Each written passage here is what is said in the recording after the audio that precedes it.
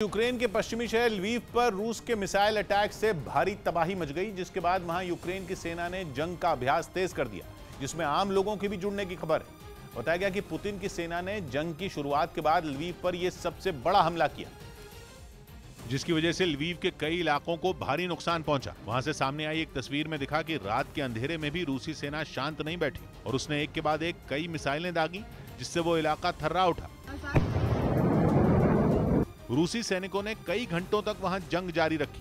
वहीं यूक्रेन की सेना के भी कुछ वीडियो सामने आए, जिनमें वो सैन्य अभ्यास कर रूसी हमलों से निपटने की तैयारी करते दिखाई दिए।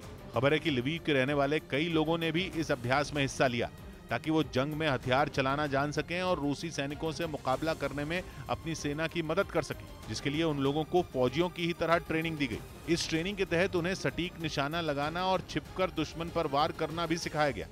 वहीं यूक्रेन युद्ध के बीच रूस के पूर्व प्रधानमंत्री मिखाइल कश्यनोव का दावा है कि पुतिन को जंग हारने का एहसास हो गया है। एक इंटरव्यू के दौरान उन्होंने रूसी सेना के बड़े अधिकारियों पर भी निशाना साधा और आरोप लगाया कि पुतिन की सेना के बड़े अधिकारियों ने जंग से पहले उन्हें सही जानकारियां नहीं दी थी, जिसकी वजह से रूसी सैनिकों को यूक्रेन के कई इलाकों से पीछे हटना पड़ा और कीव पर कब्जे का उसका प्लान भी कामयाब नहीं हो सका था। रूस के पूर्व पीएम मिखाइल कश्यनोव के मुताबिक इन हालात में पुतिन को इस बात का एहसास होना शुरू हो गया है कि वो इस जंग को हार रहे हैं और इसी वजह से पुतिन परेशान लग रहे हैं।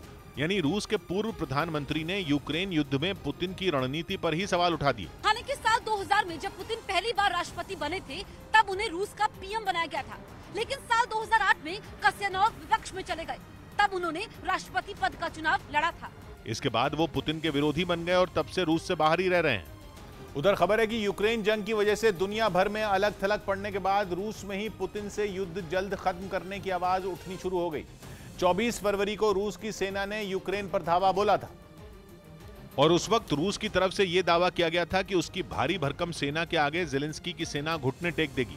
लेकिन हुआ इसका उल्टा, क्योंकि पिछले 83 दिनों से रूसी सेना के सामने ज़ेलेंस्की की फौज सीना तान कर खड़ी है।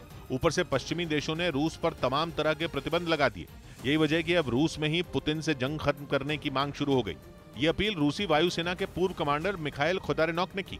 उन्होंने रूस के एक टीवी चैनल पर यह दावा किया कि यूक्रेन पर हमले के बाद पूरी दुनिया में रूस अलग थलग पड़ गया है। खोदारेनॉक ने चेतावनी दी कि यूक्रेन जल्द ही 1 लाख से ज्यादा सैनिकों को जंग में उतार देगा, जिन्हें पश्चिमी देश ट्रेनिंग देने के साथ आधुनिक हथियारों से लैस करेंगे।